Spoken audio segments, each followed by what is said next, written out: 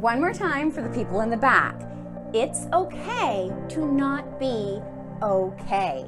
I am coming to realize more and more that our generation was not raised with enough emotional intelligence. That wasn't a thing that people discussed when I was a kid. And the more I talk with my peers about trying to raise emotionally intelligent children, the more I realize that our generation was basically taught not to feel our big emotions, but to just stuff them down inside. Because negative emotions were bad and big emotions were unacceptable. And so we were taught, rather than to process it, to just keep it all in, which is, paying for the mortgages of a lot of therapists these days, but is not how we want to raise our children now. Thankfully, these days, kids are learning a lot more about how to process their emotions and that sometimes you're not okay, and sometimes it's okay to not be okay, and what you can do about it.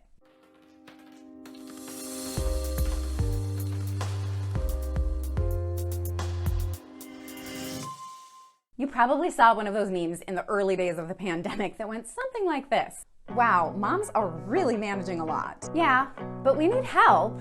Moms are so strong and capable. Yes, but we're drowning. Shout out to moms who are managing so much right now and balancing everything. How do you even do that? We need help. And it's not that moms aren't amazing and strong and capable and managing a lot. It's a yes and. Yes, we are, and we still need help. And I know it's not just moms. I was talking with my brother recently, and I was saying that our kids are really struggling. Our school district, Minneapolis, had to add 42 minutes to every school day for the remainder of the year, as well as extend the year to June 24th because of the teacher strike that we had. Now, I support the teachers, and I know that they needed to strike, but this 42 extra minutes is really hard on the kids. They're extra exhausted. They are in school for longer, so they have less free time, but then they also need to sleep more because they're more tired from school, so their free time is getting sort of pushed in from both sides, and it's made our schedule kind of crazy. We don't usually have a crazy schedule, but it's just what we have to get through until June 24th. And my brother pointed out that it's not just us, it's everybody. Everybody's having a hard time right now. There is so much going on, and it feels like we're sort of alternating between personal crises, family crises, and worldwide crises. No one's doing that great, or we might be in some realms of our life, but not in others. There's been so much going on. Seriously, between the pandemic, the racial reckoning, the insurrection and threat to our democracy, the war in Ukraine, the teacher strike, monkeypox, and now the recent outbreak of mass shootings, the last few years have truly been a shit show of literally historic proportions. Our kids are living in unprecedented times, but that also means we are parenting in unprecedented times. There had not been a pandemic in over 100 years. There had not been a school strike in our district in about 50 years. Seriously, this is what Prince looked like the last time there was a teacher strike here. Then everyone still has all of their personal stuff going on. So for example, we had our kids home for 3 weeks with the teacher strike, during which our kids caught a really bad cold, and then they were supposed to go back to school after that for a week before spring break, and our son had an ear infection. So out of 5 weeks, he went to school for 2 days.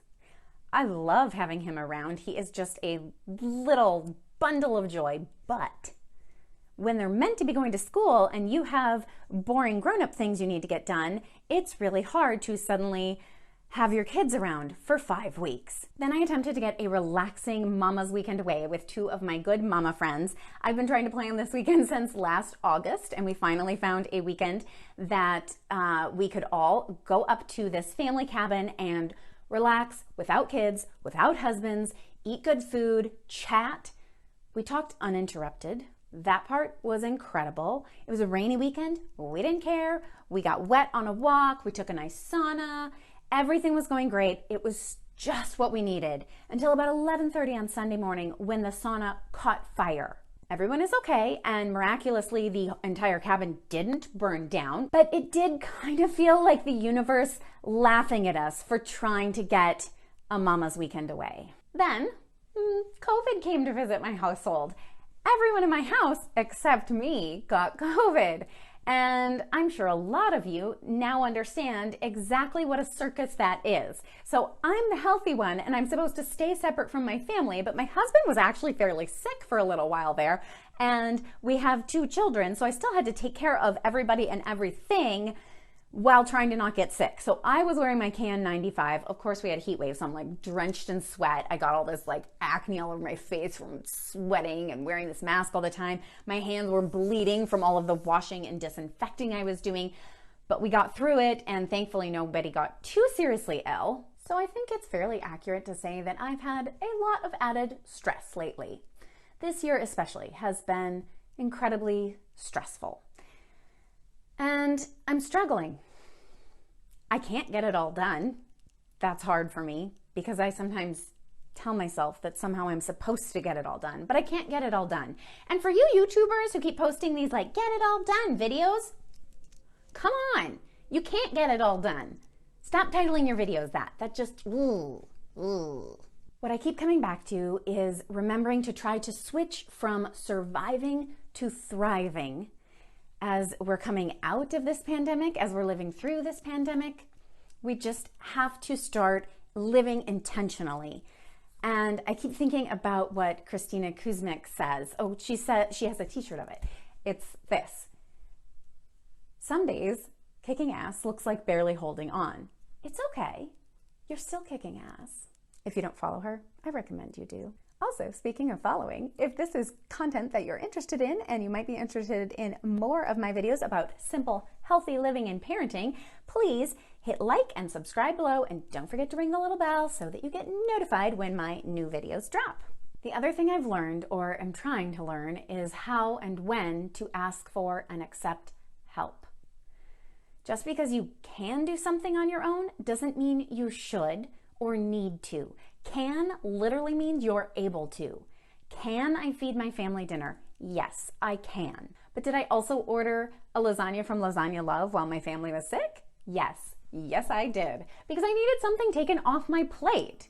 Ooh, bad pun, sorry. But if you don't know, Lasagna Love is an organization that I think started at the beginning of the pandemic, but I remember hearing about them 2 years ago in the news, and basically it's a nonprofit, and they will bring you a lasagna. If your family is being affected by the pandemic and a lasagna would help you out, you can request a lasagna. So I popped online, found that they are in my area, requested a veggie lasagna, and a few days later, at 4 p.m., a fully cooked, ready to reheat lasagna arrived on my doorstep from a local lasagna mama. Thanks, Holly. It not only fed my family a few very large meals, which I really appreciated, but it made me feel loved and cared for by my community, and it helped. It took something off my list of things that I needed to do because I needed help. And accepting help felt good, and I felt really cared for and supported. All right, that's it for today. Remember, it takes a village to raise a child. Find your village, rely on your village. And if things feel really hard right now, you're not alone. Ask for and accept help. You are not meant to do this parenting, child rearing thing alone. Until next time, you've got this, mamas.